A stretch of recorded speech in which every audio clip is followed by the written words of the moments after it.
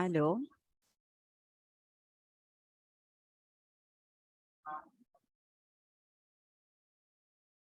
Buenos días. En unos segundos más comenzamos la telecapacitación. La TeleYEC, disculpen.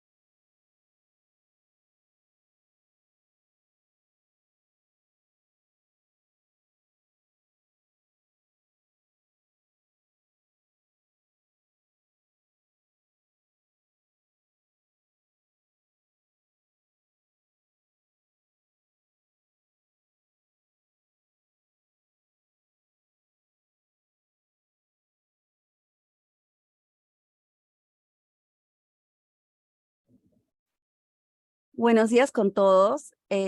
Estamos hoy día brindando la TeleYEC desde el Servicio de Medicina Preventiva y Salud Pública.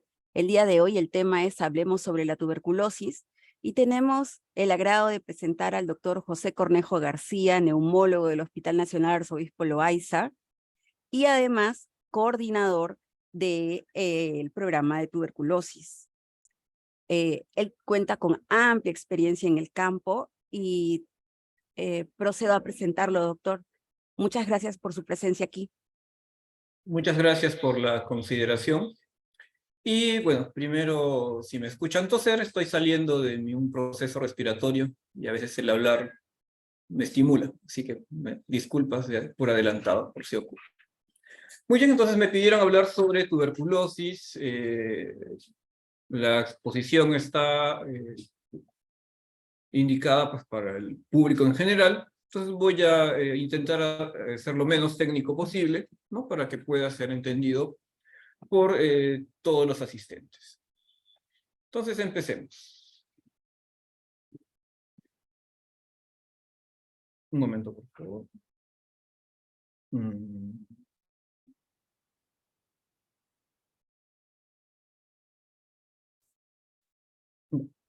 Muy bien, entonces la tuberculosis, como todos sabemos, bueno, sigue siendo, a pesar del tiempo, un problema de salud importante en el Perú y en el mundo. Eso no ha cambiado en muchos años, inclusive desde que yo empecé haciendo mis pininos en este tema. La pregunta, ¿qué es la tuberculosis? La tuberculosis es una enfermedad infecciosa muy antigua, ¿no? Y afecta solamente al ser humano. No hay otra especie animal que sea afectada por el Mycobacterium tuberculosis, que es como es el nombre del agente causante de esta enfermedad, y conocido, digamos, más comúnmente como el bacilo de la tuberculosis. Entonces, la tuberculosis no es un virus, ¿no? Es una bacteria. Eso es lo más importante que podemos saber hasta el momento. Entonces, recalcando que es una enfermedad infecciosa. Fue descubierto recién en 1882, ¿no? Y era una enfermedad, como mencioné, muy antigua, por el científico alemán Roberto Koch. Ese descubrimiento fue anunciado en una conferencia científica el 24 de marzo de ese año, 1882, y es a partir de esa fecha es que todos los años no se conmemora el Día Mundial de la Lucha contra la Tuberculosis. Es por ese anuncio que se hizo en esa época que en ese mes del día del año hacemos esa actividad. Muy bien, como mencioné, la tuberculosis es una enfermedad muy antigua y se ha encontrado evidencia de la tuberculosis en momias de Egipto y también del antiguo Perú, inclusive identificándose el ADN del bacilo de la tuberculosis en los huesos de la columna vertebral. Y también se ha identificado la tuberculosis del hueso, conocido más comúnmente como mal de Pot, en diferentes manifestaciones del arte, en este caso egipcio. Como vemos aquí en esta foto, ¿no? Esta representación tiene una joroba. Y eso es efecto de la tuberculosis en la columna vertebral. Y de repente todas las historias y cuentos antiguos que hemos visto, como el jorobado de Notre Dame, por ejemplo, son personas que tenían tuberculosis en la columna, ¿no? Y hay los cuentos de hadas donde hay jorobados, también todos esos casos muy probablemente hayan sido tuberculosis ósea. Muy bien. Entonces, ya habiendo indicado de que la tuberculosis puede dar en el hueso, ¿qué partes del cuerpo pueden ser afectadas por la tuberculosis? Entonces, la tuberculosis puede afectar cualquier órgano del cuerpo, pero principalmente los pulmones. Es por eso que la tuberculosis es una enfermedad que principalmente es evaluada por un neumólogo. Y puede afectar varios órganos al mismo tiempo. Cuando me refiero a cualquier órgano del cuerpo, es realmente cualquiera, ¿no? Puede ser los ganglios, el estómago, los intestinos, el riñón, como ya mencioné previamente, los huesos, inclusive puede ser el ojo, el cerebro, la piel también, cualquier órgano, pero principalmente son los pulmones. Una pregunta muy importante es cómo se adquiere la tuberculosis. Entonces, al hacer una enfermedad infecciosa, es una enfermedad que se contagia de una persona enferma a otra. No se adquiere pues por estar en un sitio frío, húmedo, ¿no? Se requiere una persona enferma para poder transmitir la enfermedad. Y solo pueden contagiar las personas que tienen tuberculosis en los pulmones, no de otros órganos. Una persona con tuberculosis en la piel no puede contagiar la tuberculosis. Una persona que tiene tuberculosis en el cerebro tampoco puede contagiar la tuberculosis, a menos que, como mencioné previamente, que el paciente puede tener tuberculosis en uno o más sitios, tenga tuberculosis en el cerebro y en el pulmón al mismo tiempo. Esa persona puede contagiar la tuberculosis del pulmón, mas no la del cerebro. Y muy importante que la tuberculosis no se contagia por la sangre como otras enfermedades y tampoco por la orina o las deposiciones. La única forma de contagiarse es que un enfermo tosa. Como vemos aquí en la imagen, ¿no? Esa persona está enferma, aquí está, estos dibujos aquí son los pulmones, y ese círculo que vemos aquí es la afectación del pulmón por la tuberculosis. Entonces, con la persona respira y tose, las partículas de su tos, ¿no? Se van esparciendo y una persona cercana puede respirar ese aire que ya está contaminado y eso ingresa a sus pulmones y empieza el ciclo otra vez. Y los bacilos, como ya lo he explicado previamente, de la tuberculosis salen las secreciones respiratorias en microgotitas, ¿no? Que no la podemos ver, son muy pequeñitas y que son eliminadas con la tos. Y muy importante que estas microgotitas pueden estar suspendidos en el aire, o sea, flotando en el aire, por hasta 8 horas. A veces más, dependiendo si el ambiente está ventilado o no.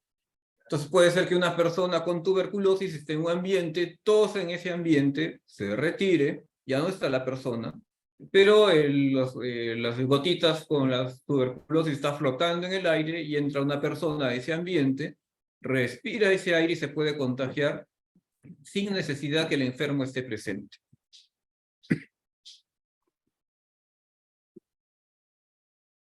Entonces los bacilos de las personas que están sanas aún entran a los pulmones por la propia respiración y por lo general son contenidos por el sistema de defensa y no se produce enfermedades. Nuestro propio sistema inmune lo controla.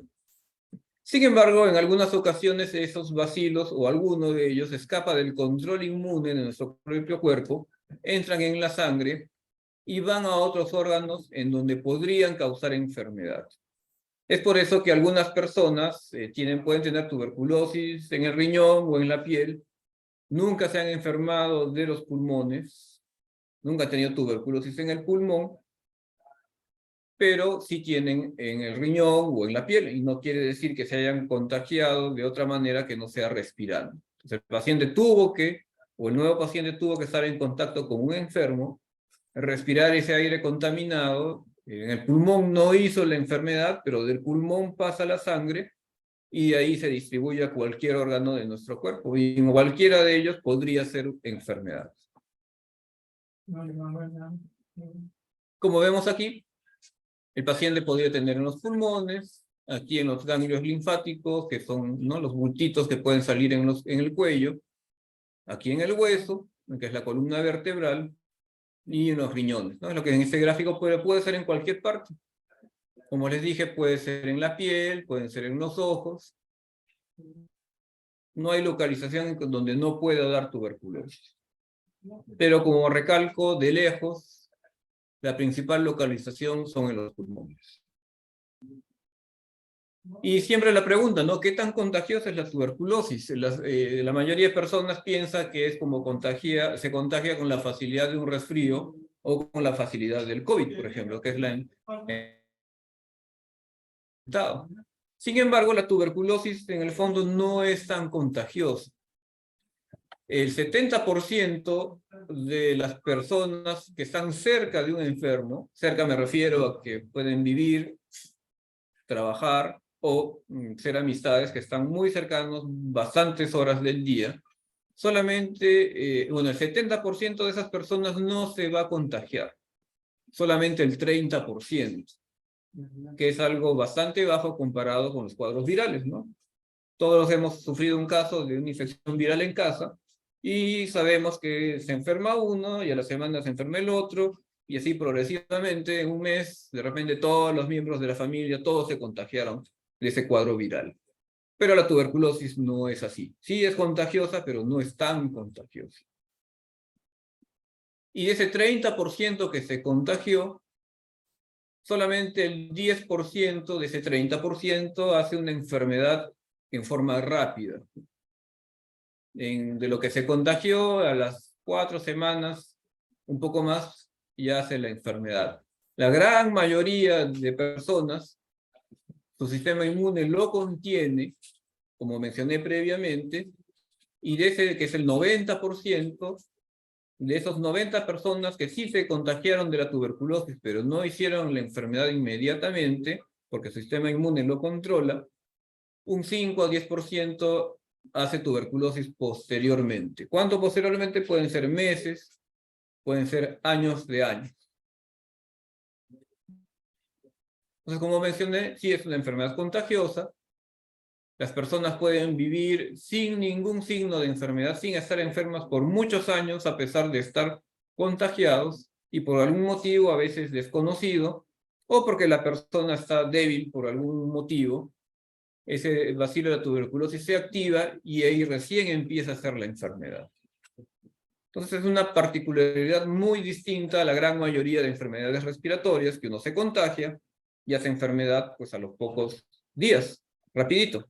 En este caso puede ser muy lento y puede demorar muchos años portando uno el bacilo de la tuberculosis sin contagiar a nadie, pero en un momento, por factores a veces no conocidos, las personas hacen recién la enfermedad, después de muchos años. ¿Para qué personas tienen más riesgo de contagiarse y enfermar por tuberculosis? Las personas que tienen el virus del VIH, las personas que se han infectado recientemente de la tuberculosis, se han contagiado, los pacientes diabéticos, los pacientes que sufren de insuficiencia renal crónica, que son, en un extremo de este problema, son las personas que se dializan, los pacientes que tienen un tratamiento inmunosupresor se refiere a tratamiento que baja las defensas, que pueden ser personas que tienen enfermedades reumatológicas o que tienen un tratamiento para cáncer. La silicosis es una enfermedad ocupacional, ¿no?, que enfrenta pues, a pacientes que de repente no usan la protección adecuada para polvos minerales y que desarrollan este problema. Entonces, este grupo de personas tiene más riesgo que el resto de las personas de contagiarse y de enfermarse por tuberculosis. Otra pregunta, ¿no?, muy importante. ¿Qué síntomas puede producir la tuberculosis? En realidad son síntomas muy variados. y pueden tener uno más de los siguientes síntomas. Muy conocido que los pacientes pues, con tuberculosis tienen falta de apetito y por lo tanto empiezan a bajar de peso sin saberse el por qué. No están haciendo dieta, están haciendo su vida común y corriente, pero empiezan a bajar de peso sin explicación. También pueden presentar fiebre, por lo general le predomina en la tarde y en la noche, ¿no? Acompañado de sudoración. También es un síntoma muy frecuente la tuberculosis. Y lo que es generalmente lo más frecuente es que tengan tos con o sin expectoración o flema. No necesariamente tienen que tener flema para decir que tienen tuberculosis. Hemoptisis también, la hemoptisis ¿qué es? Es cuando uno tose y elimina sangre con la tos, eso es hemoptisis. También es un síntoma muy frecuente de tuberculosis. Dolor en el pecho o en el tórax, puede ser el pecho o la espalda.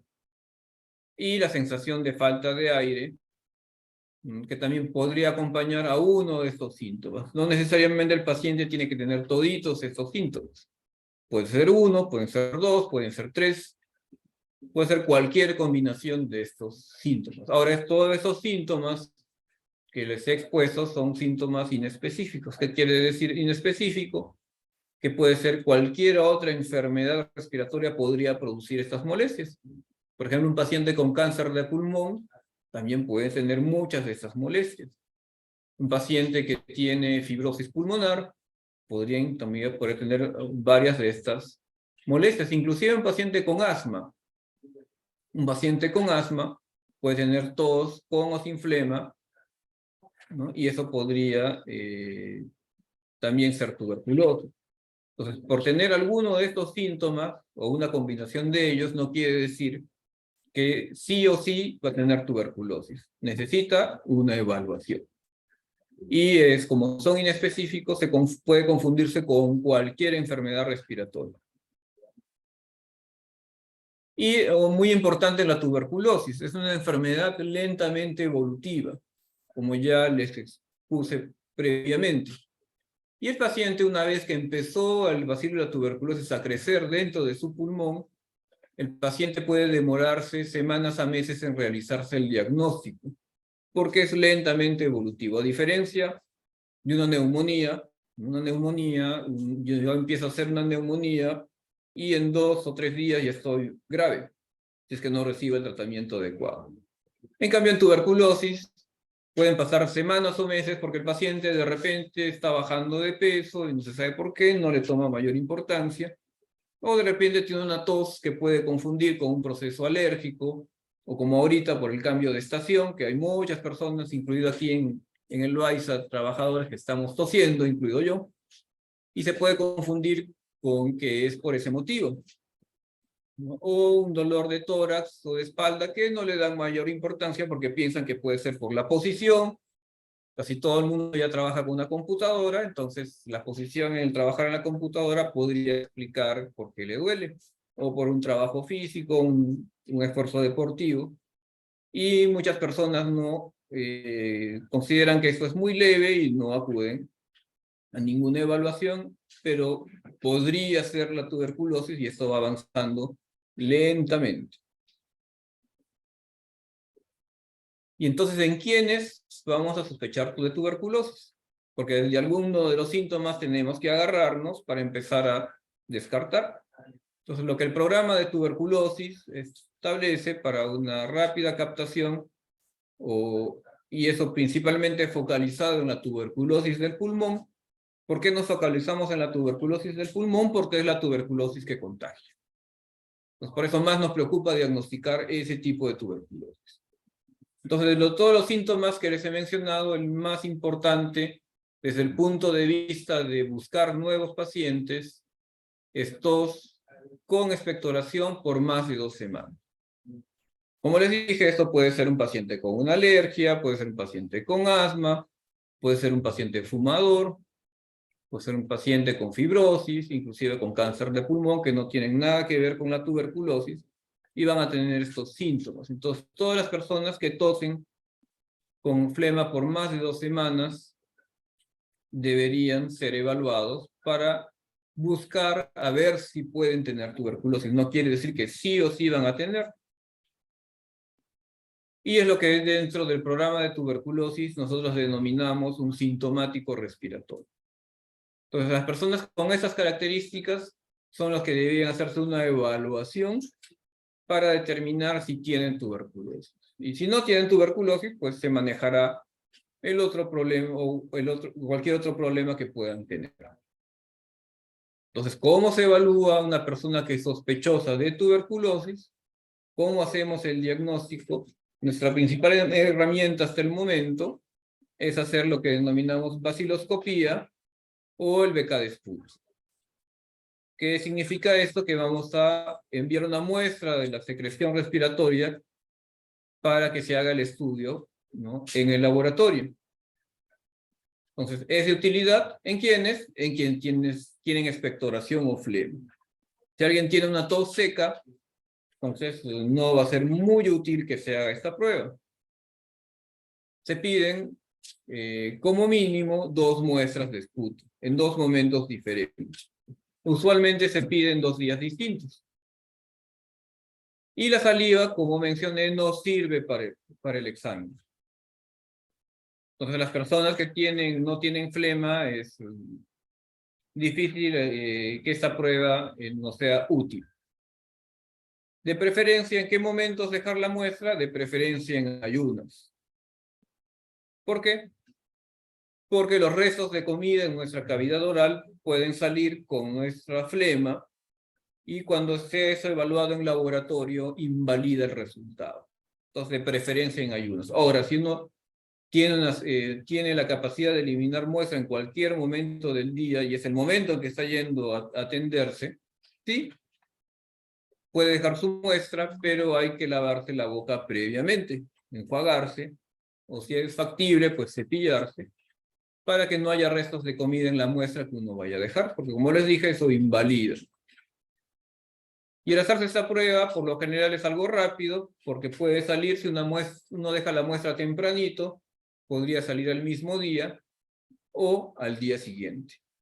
Entonces, es un procedimiento bastante rápido, aunque depende, ¿no?, de la capacidad del paciente de eliminar una muestra. ¿Con qué otra herramienta se hace el diagnóstico, aparte de la baciloscopía de esputo? Se hace con una radiografía de tórax. Y la radiografía de tórax es necesario para hacer o complementar el diagnóstico. ¿A qué me refiero? Un paciente puede tener el esputo negativo o de repente no tener tos pero sin flema. Y le tomamos la radiografía y vemos una lesión que es compatible con tuberculosis. Entonces podemos hacer el diagnóstico de esa manera. O en una persona que ya sabemos que porque le salió la muestra positiva, ¿no?, la muestra de esputo, ya sabemos que tiene tuberculosis, pero necesitamos la radiografía para saber cuál es la extensión de la enfermedad en el pulmón. ¿Afecta un solo pulmón? ¿Qué porcentaje de ese pulmón afecta a los 2 pulmones? ¿Qué tipo de lesión tiene? Porque eso es muy importante para ver posteriormente la respuesta al tratamiento. Y la radiografía de tórax puede salir anormal, incluso cuando el BK o el examen de esputo es negativo. Por eso es importante hacer una placa en alguien que es sospechoso de tener tuberculosis y no contentarnos solamente con el examen de esputo negativo. No es suficiente para decir que no tiene tuberculosis. Y la placa, pues, de tórax no tiene contraindicación, incluso en la gestación. No hay una contraindicación. La radiación que emite el tomarse una radiografía de tórax es mínima. Es igual a la que puede tener cualquiera de nosotros haciendo nuestras actividades diarias por 3 días, ¿no? Entonces no hay ningún peligro en realizarse una radiografía de tórax. Es muy importante para descartar totalmente si la persona tiene o no tuberculosis. Ahora, muchas veces tenemos el esputo negativo y la radiografía que no es muy concluyente, porque no todas las lesiones en la placa quiere decir que sea tuberculosis. Hay algunas lesiones que son típicas, otros no tanto, y otras que de repente no parece tuberculosis. Entonces, sí, sabemos que el paciente tiene un problema de salud, pero no sabemos cuál. Y porque la placa sea típica o no parezca tuberculosis, no quiere decir tampoco que eso excluya la posible tuberculosis. En algunas ocasiones, incluso la tuberculosis en una placa se puede confundir con un cáncer. Eso es algo muy, muy frecuente. Entonces, cuando estamos en esa duda diagnóstica, porque no sabemos que el paciente está enfermo, pero no estamos seguros si es por tuberculosis, se piden otras pruebas. Se pueden pedir, por ejemplo, pruebas moleculares para tuberculosis. Así como hay pruebas moleculares para COVID, también existen para tuberculosis. Pero las pruebas moleculares para tuberculosis no se usan haciendo un hisopado, como en el COVID, sino se hacen en la flema. Puede demorar, dependiendo del tipo de prueba molecular, de 1 a 10 días. También se puede pedir un cultivo de la muestra para tuberculosis, aunque eso sí demora de 45 a 60 días. Y si la radiografía no nos parece muy concluyente, entonces por lo general solicitamos una tomografía de tórax, que es la tomografía, si es un estudio de rayos X también, pero mucho más detallado y preciso. Y nos puede informar qué características tiene esa lesión, si es compatible, se parece mucho a la tuberculosis, y en algunas circunstancias llegamos a lo último dentro del estudio diagnóstico, que es que si la persona no es capaz de eliminar una adecuada muestra de esputo, entonces tenemos que hacer una fibrobroncoscopía para la toma de muestras. ¿Qué es la fibrobroncoscopía? Es como similar a una endoscopía digestiva, que la mayoría de personas sí tienen una idea de qué es una endoscopía digestiva, pero en vez de ir al pulmón o al estómago, se va hacia el pulmón. Y se va hacia la zona que está afectada, ya sea vista por la radiografía o la tomografía, para tomar las muestras. Ahí se hace una especie de lavado de esa zona del pulmón, y lo que se aspira se envía a hacer las muestras que ya se hicieron previamente en el esputo voluntario de las personas, pero que salieron negativos. O también se puede tomar una biopsia, que es tomar una muestra de tejido del pulmón, y ahí a veces nos sale el diagnóstico de tuberculosis, o de repente nos sale otro diagnóstico y nos confirma que el paciente sí está enfermo, pero no es tuberculosis. Entonces, pero la gran mayoría de casos son diagnosticados haciendo el BK de esputo y la placa. Una pequeña cantidad de pacientes necesita lo que les acabo de mencionar, y para eso sí tiene que ser referido, ¿no?, a un hospital, como en este caso el Loaiza, si es que requiriera alguna de esas pruebas. Una vez que hemos hecho el diagnóstico, ahora vamos al tratamiento. Como mencioné, la tuberculosis tiene miles de años con nosotros. Recién hace poco más de 150 años se sabe cuál es la bacteria que lo causa. Pero recién hace menos de 100 años que existe tratamiento para la tuberculosis. Y fue en 1943 cuando se descubrió la streptomicina, que es un antibiótico que actualmente ya no lo utilizamos para tuberculosis. Entonces fue en ese año que se descubrió la primera medicina contra la tuberculosis. De ahí, en los años siguientes, décadas siguientes, han seguido apareciendo diversos tipos de antibióticos contra la tuberculosis. Pero es menos de 100 años que tenemos recién un tratamiento de una enfermedad pues, milenaria. Algunos aspectos del tratamiento. Previo al tratamiento se debe enviar muestras para saber si el nuevo paciente es resistente o no al tratamiento. Entonces, tan importante como saber si la persona tiene tuberculosis es saber si el tratamiento que va a recibir lo va a curar. Que eso es lo que se implica de ser resistente. Resistente quiere decir que las medicinas no van a hacer efecto. O si hacen efecto, es un efecto parcial y no van a curar al paciente. Y lo que nos interesa es que el paciente esté curado. También es importante saber cómo funciona el hígado y el riñón de las personas, que va a recibir varios medicamentos y por un tiempo largo.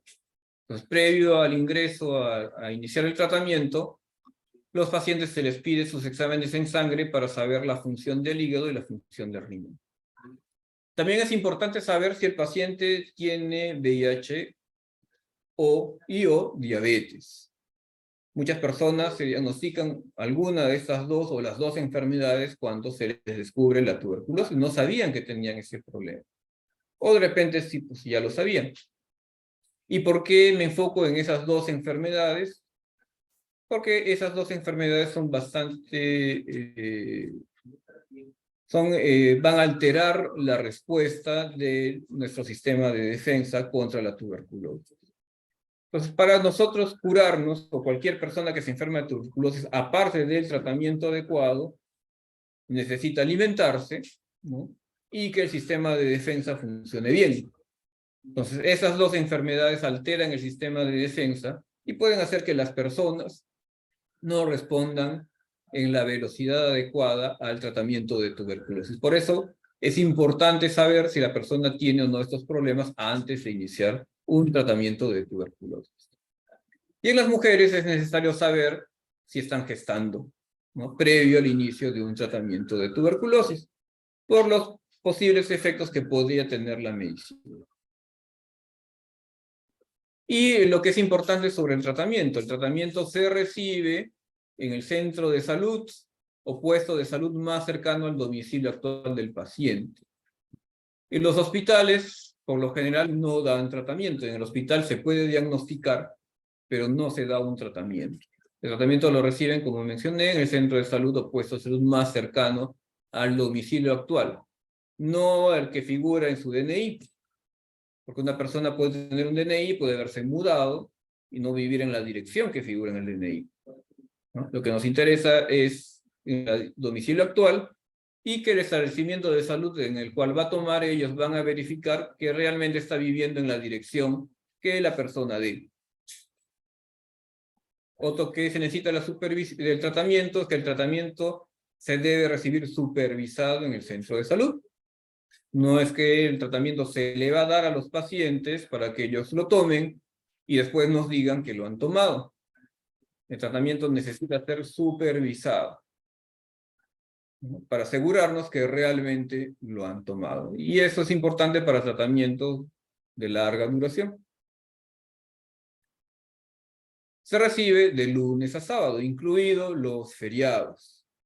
Los domingos, si no se recibe tratamiento. Importante que se debe recibir en una sola toma. No se puede estar tomando mañana, tarde y noche, como de repente otros tratamientos para otras enfermedades. En tuberculosis el tratamiento funciona todo en uno solo. Las personas se pueden demorar 5 minutos en tomarse las pastillas, y otros se pueden demorar media hora, otros se demoran 1 hora o poco más, ya depende, ¿no?, cómo el paciente lo tome, pero tiene que ser en una sola toma. Si no se hace de esta manera, estamos favoreciendo a que el bacilo de la tuberculosis resista el tratamiento. Y eso no nos conviene. Y para tratar la tuberculosis se requieren varios tipos de antibióticos. No se trata con uno solo, o dos, como de repente las personas que se han enfermado de los bronquios, de la garganta, o de repente de una infección urinaria, reciben un solo antibiótico por 5 o 7 días, vía oral o inyección, y con eso es suficiente. En tuberculosis no es así. El bacilo de la tuberculosis es muy diferente a todas las bacterias conocidas y no se cura con un solo tipo de antibiótico. Se necesitan varios tipos de antibióticos. Por eso que los tratamientos son bastantes pastillas. 10, 11, 13, 14, ¿no? Va a depender a veces del peso del paciente. Mientras más peso tenga, más pastillas va a recibir. Mientras menos peso tenga, menos medicamentos recibirá, porque es por el peso del paciente. Y lo que es importante también, que el tratamiento es gratuito, ¿no? Eso el Ministerio de Salud lo proporciona, y para los que tienen e-salud, e-salud se encarga también de administrar tratamiento a sus asegurados. Y los que no tienen e-salud y por lo tanto tienen el seguro integral de salud, son atendidos en el Ministerio de Salud y reciben tratamiento. Ahora, es muy importante saber que el tratamiento no depende de que si el CIS esté activo o no. Pues una persona de repente no tiene su CIS activo de donde está viviendo porque se mudó de otro lugar, pero eso no implica que no vaya a recibir tratamiento. El tratamiento tiene una vía distinta a lo del CIS. La persona puede empezar su tratamiento mientras regulariza todos sus papeles del Seguro Integral, si esa fuera la situación.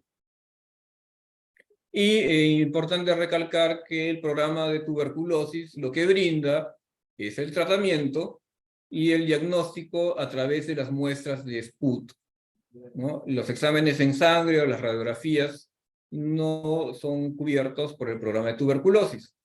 Si el paciente tiene CIS, es cubierto a través de su Seguro Integral de Salud. Y siempre la pregunta importante, ¿cuánto dura el tratamiento? ¿No? Y ya les mencioné que esto no es como una infección urinaria, una bronquitis o una neumonía. Eso necesita un tratamiento largo. Y va a depender qué tan largo es, si el paciente es sensible o es resistente al tratamiento. Entonces, si es sensible, el tratamiento dura como mínimo 6 meses. Como ya mencioné, de lunes a sábado. Es vía oral. Son solamente con pastillas. La situación cambia si el paciente es resistente. Y dentro de los resistentes hay varios tipos de resistentes. Unos con una resistencia más leve, otros con una resistencia más extensa. Entonces, si es resistente el paciente, el tratamiento, como mencioné, dependerá del tipo de resistencia. Hay tratamiento de 9 meses, hay tratamiento de 12 meses o de 18 a 24 meses. Es muy variable y va a depender del tipo de resistencia que se identifique en el paciente para saber cuánto tiempo le corresponde y qué tipo de medicinas le va a recibir. Y en los pacientes que tienen tuberculosis resistente, también consiste en tabletas y en algunos de estos esquemas para tuberculosis resistente puede incluir una inyección. No todos los pacientes resistentes reciben inyección. Y lo que se está haciendo estas últimas semanas o meses, ¿no? Y progresivamente eso va a hacer que las inyecciones van a salir de los tratamientos para resistentes, progresivamente. Y va a ser un tratamiento también completamente bioral. Es algo que va a ocurrir a mediano plazo, progresivamente. Y también una pregunta que hacen los pacientes es ¿cómo saber si el tratamiento está haciendo efecto? Muy aparte de, obviamente, observar la mejoría de los síntomas, si tiene fiebre, falta de aire, tos, dolor de pecho. Esos síntomas, por lo general, entre la primera y la segunda semana empiezan a mejorar. Lentamente, pero mejoran. Pero eso no es lo único que el personal de salud tiene que tener en cuenta para saber si el tratamiento está siendo efectivo. Entonces tenemos dos parámetros para saber si el tratamiento está bien o no. Entonces es también a través del esputo, de la muestra que se envía y que debe ser mensual. En los pacientes que tienen una tuberculosis sensible o que no es resistente al medicamento, se envía la muestra solamente para la basiliscopía o BK. Esas son muestras, como ya les mencioné, que se demoran en analizar 1 o 2 días como máximo, no debería demorarse más. Y las personas que tienen tuberculosis resistente se deja también en forma mensual el examen de esputo para baciloscopía y para cultivo. Y como también lo mencioné previamente, los cultivos sí demoran de 45 a 60 días. ¿De qué otra forma evaluamos si el tratamiento está haciendo efecto o qué tan rápido está haciendo efecto? Es a través de la radiografía de tórax, que también cuando lo pedimos va a depender del tipo de tratamiento. Si una persona tiene una tuberculosis sensible, que es el tratamiento que va a durar como mínimo 6 meses, se pide pues la placa al inicio, que es la placa del diagnóstico, se le pide la placa al segundo mes, y al alta, que por lo general es al 6º mes. Y si la persona tiene una tuberculosis resistente, la radiografía se pide al inicio, que también es el momento diagnóstico, y luego cada 3 meses hasta que el paciente se vaya de alta. ¿Qué precauciones se debe tener con el tratamiento? ¿No? El tratamiento, como cualquier tratamiento de cualquier enfermedad, puede producir reacciones. Por lo general, esos son leves y el paciente debe reportar estas molestias al personal de salud para que el personal pueda tomar las medidas correctivas. Y ahí el personal de salud evaluará si es algo serio, no es serio, le pedirá algún examen adicional o no, pero se tiene que reportar. Y como el paciente va todos los días al centro de salud, entonces tiene oportunidad de manifestar sus molestias.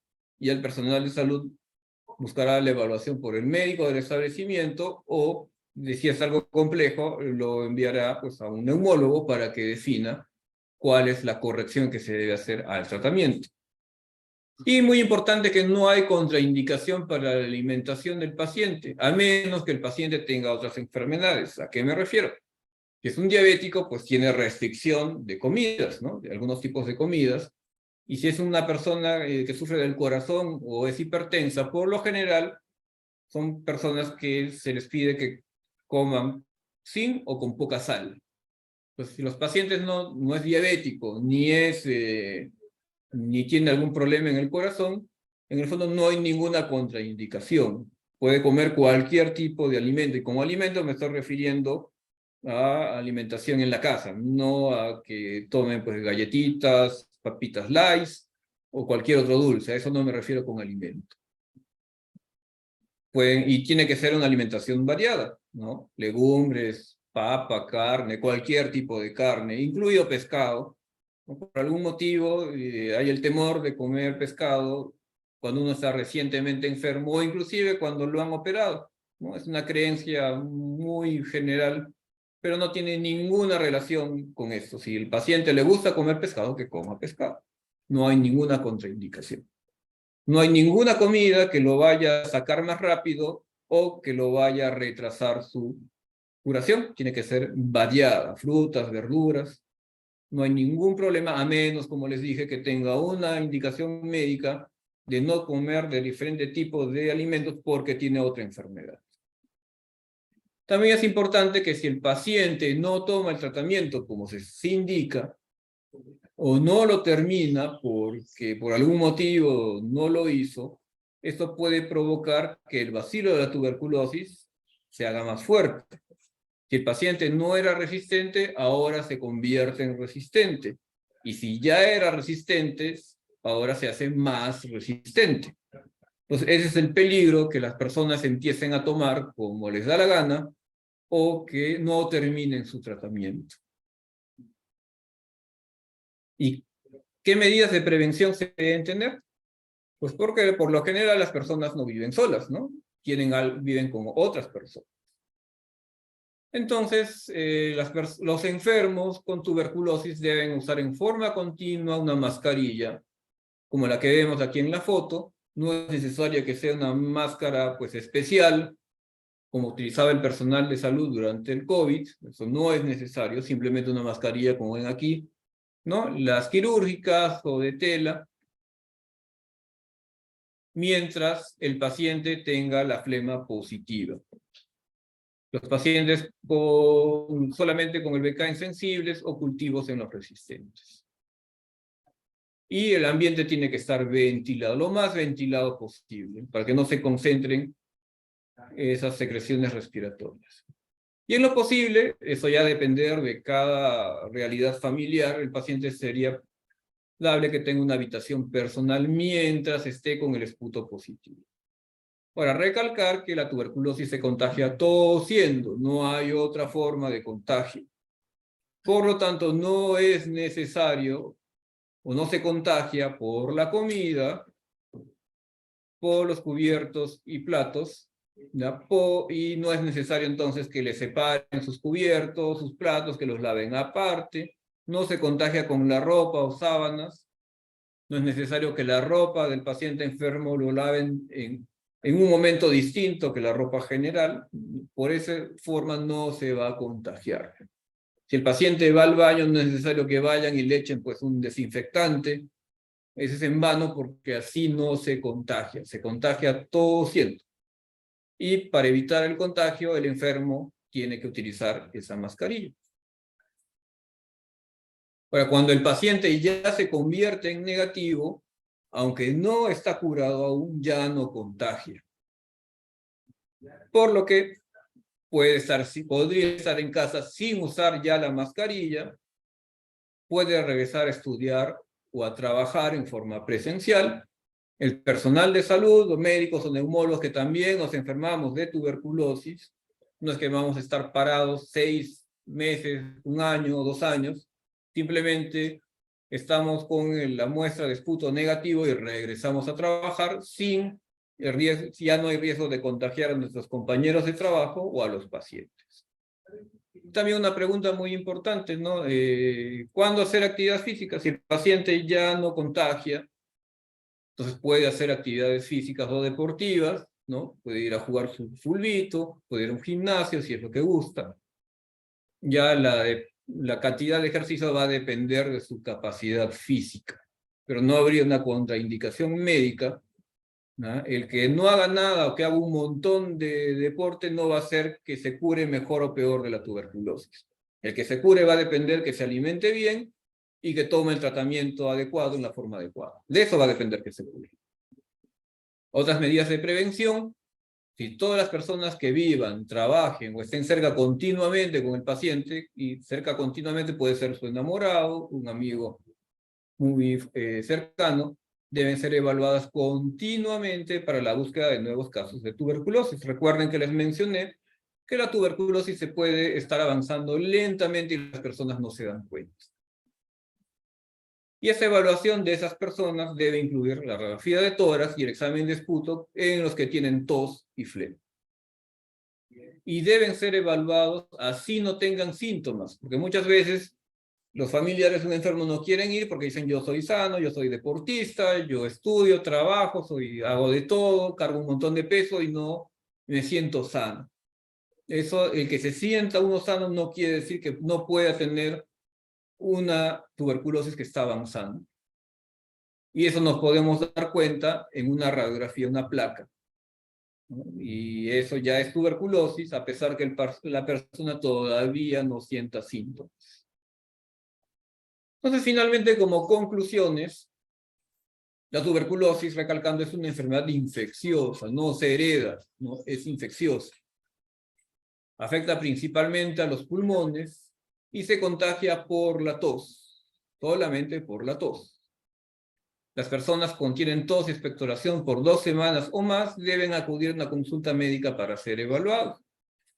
Puede ser que tengan tuberculosis y lo más probable es que no sea tuberculosis, pero no hay forma que uno lo pueda adivinar si es que no va a una evaluación médica. Y si se diagnostica la tuberculosis, se debe saber qué tipo de tuberculosis tiene uno. ¿Es sensible o es resistente? Y el tratamiento es supervisado en el centro de salud más cercano al domicilio. El tratamiento siempre es con varios tipos de antibióticos. No existe el tratamiento que implique una sola pastilla. Eso no existe y lo más probable es que no existiera tampoco. Y si el paciente no recibe el tratamiento en forma adecuada, puede generar o empeorar la resistencia a los antibióticos. Y en la actualidad no hay forma que una persona no se pueda curar, ¿no? Porque existe tratamiento para todos los tipos de tuberculosis. La única variable es realmente que el paciente lo tome. Y se deben tomar medidas en la casa del paciente y en su centro de trabajo o dentro de su círculo de amistades para evitar más contagios. Y por último, todas las personas cercanas al paciente deben ser evaluadas continuamente para diagnosticar lo más pronto posible un nuevo caso, ya sea que esos amigos o familiares no sientan ninguna molestia. Eso no es garantía de que no estén con una tuberculosis que recién está empezando. Bien, entonces era el tema que me habían pedido. Espero no haber sido demasiado técnico para que me puedan haber entendido las personas que no son personal de salud, porque a veces sí, los médicos tendemos a hablar en difícil y no nos entienden mucho. Gracias. Estimado doctor Cornejo, le agradecemos su ponencia. La verdad ha sido bastante explícito, ha sido bastante amigable. Iba recolectando algunas preguntas, pero usted las iba resolviendo a medida que iba desarrollando su ponencia. Si alguien tiene alguna otra pregunta, tal vez, y si no, porque normalmente me las colocan en el chat, pero como le digo, ha sido bastante explícito, le agradezco. Ha sido una Teleyec maestra y muchas gracias y esperamos poder contar con usted en otra oportunidad. ¿Ya? Muchas gracias. En cuanto sea posible, no tengo ningún problema en colaborar con ustedes.